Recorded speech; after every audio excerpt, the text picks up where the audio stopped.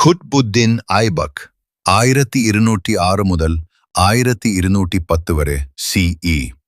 ഇപ്പോൾ മംലൂക് രാജവംശത്തിന്റെ സ്ഥാപകനായ ഖുത്ബുദ്ദീൻ ഐബകിനെ പരിചയപ്പെടാം. മുഹമ്മദ് ഗൗരിയുടെ വിശ്വസ്തനായ സേനാനായകനും പിന്നീട് അദ്ദേഹത്തിന്റെ അടിമ സൈനികനിൽ നിന്ന് ഉയർന്ന ഭരണാധികാരിയുമായിരുന്നു ഖുത്ബുദ്ദീൻ ഐബക്. 1206 മുഹമ്മദ് ഗൗരിയുടെ മരണശേഷം അദ്ദേഹം ഡൽഹിയുടെ സുൽത്താനായി അധികാരമേറ്റു.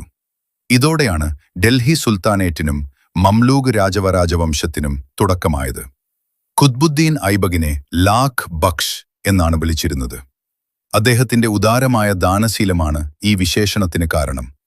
ഡൽഹിയിലെ പ്രശസ്തമായ ഖുത്ബ് മിനാറിന്റെ നിർമ്മാണം ആരംഭിച്ചതും കുവത്തുൽ ഇസ്ലാം മസ്ജിദ് നിർമ്മിച്ചതും അദ്ദേഹത്തിന്റെ കാലത്താണ്. 1210 ലാഹോറിൽ പോളോ കളിക്കുന്നതിനിടെ കുതിരയിൽ നിന്ന് വീണ് അദ്ദേഹത്തിന് മരണപ്പെട്ടു. UGC നെറ്റ്, JRF പരീക്ഷകളിൽ ലാഖ് ബക്ഷ്, ഖുത്ബ് മിനാർ, കുവത്തുൽ ഇസ്ലാം മസ്ജിദ്, 1206 എന്നീ കാര്യങ്ങൾ വളരെ പ്രധാനപ്പെട്ടവയാണ്. അതിനാൽ ഇവ പ്രത്യേകം ഓർമ്മിക്കുക.